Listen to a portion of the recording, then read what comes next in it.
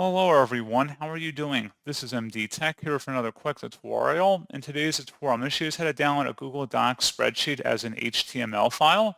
So this should hopefully be a pretty straightforward process, guys. And without further ado, let's go ahead and jump straight into it.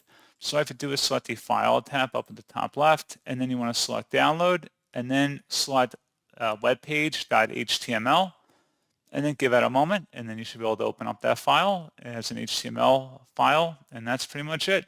So, as always, thank you guys for watching this brief tutorial. I do hope that was able to help you out, and I do look forward to catching you all in the next tutorial. Goodbye.